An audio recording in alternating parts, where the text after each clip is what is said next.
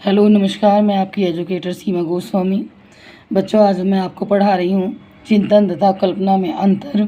इससे पहले मैंने आपको चिंतन विचार पढ़ाया था, तो आज हम पढ़ेंगे चिंतन तथा कल्पना में अंतर। इससे बहुत कई क्वेश्चंस आते हैं और मेरा गला ख़राब है, तो प्लीज़ थोड़ा सा मैनेज कर लीजिएगा, क्योंकि बच्चों की रिक्वेस्ट है। दिसंबर में एग्ज़ाम है सीटेट के, तो बार बार उनके कमेंट्स आ रहे हैं, मैडम कोर्स पूरा करा दीजिए। तो मैं आपको आज ये वीडियो प्रोवाइड करा रही हूँ। तो पढ़ाते हैं, समझाती हूँ आपको चिंतन तथा कल्पना में अंतर। देखो बच्चों, चिंतन क्या है, हमने इसे इस तरीके से बनवाया है। चिंतन और कल्पना बिल्कुल अलग अलग करके मैं पढ़ा रही हूँ आपको। फर्स्ट है आपका, इसकी सहायता से बालक समस्या के विभिन्न पहलुओं को समझने की कोशिश करता है, क्योंकि इन पहलुओं को समझे बिना समस्या का समाधान संभव नहीं हो सकता। कल्पना, इसमें समस्या के समाधान की परिस्थिति को नए नए रूपों में देखा जाता है। अब इसको हम चिंतन को ऐसे सोचते हैं। इससे पहले मैंने जो चिंतन आपको समझाया था कि चिंतन मानसिक क्रिया का ज्ञानात्मक पहलू है, चिंतन इच्छा संबंधी प्रक्रिया है, या चिंतन शब्द का प्रयोग है।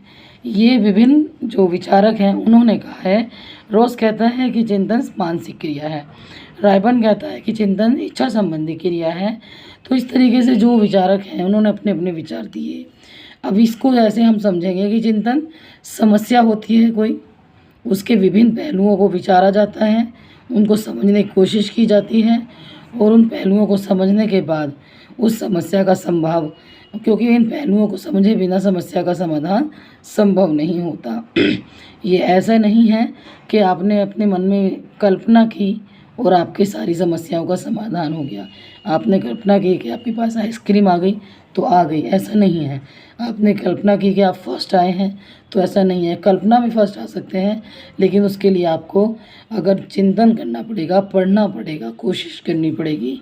जो भी आपकी एजुकेशन सामग्री है, सब्जेक्ट्स हैं, उनकी गहन अध्ययन करना पड़ेगा, तब उस समस्या का समाधान संभव हो सकता है। लेकिन कल्पना में ऐसा कुछ भी नहीं करना पड़ता। आप सोचो कि ऐसा हुआ है, तो वो कल्पना है आपकी, हो या ना हो, नए नए रूपों में उसको देखा जाता है। तो ये जो चिंतन है, कल्पना में अंतर है।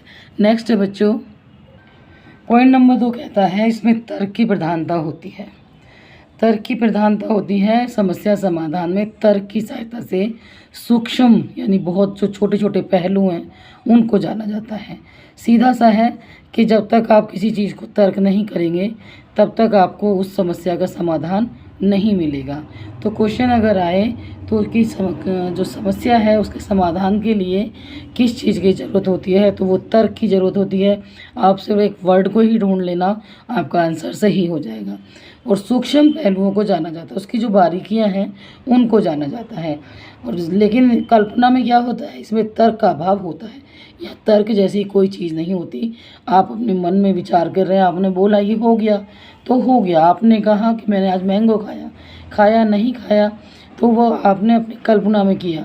लेकिन जब तक आप उसको तर्क के साथ देखेंगे नहीं, किसी समस्या का समाधान ढूंढेंगे नहीं, तब तक आप उसकी समस्या का समाधान होगा नहीं। लेकिन कल्पना में ऐसा नहीं होता। नेक्स्ट है बच्चों, थर्ड पॉइंट में कहता है चिंतन के बारे में कि बालक में चिंतन बहुधा समस्या की उपस्थिति पर आरंभ होता है। जब बालक चिंतन जब करेगा जब उसके पास कोई समस्या होगी, अर्थात जब बालक के सामने कोई समस्या आती है तभी उसमें चिंतन की प्रक्रिया होती है। व्यर्थ में बालक चिंता नहीं करता है। जैसे बड़े होते हैं, हर छोटी बड़ी चीज़ को वो सोचते हैं, विचारते हैं, तब करते हैं। लेकिन जब अगर हम बालक की बात कर रहे हैं, समस्या आने पर ही वो चिंतन करता है। लेकिन कल्पना के लिए परिस्थिति या समस्या की विशेष आवश्यकता नहीं होती। कल्पना का भी इसमें ये अंतर है कि जब आप कल्पना कर रहे हैं तो ना तो आपको समस्या की ज़रूरत पड़ेगी, ना किसी परिस्थिति की। तो ये सब चीज़ें नहीं होती। वो सिर्फ एक कल्पना पर आधारित होता है कि कोई समस्या हो ना हो, समाधान तो हो ही जाना है।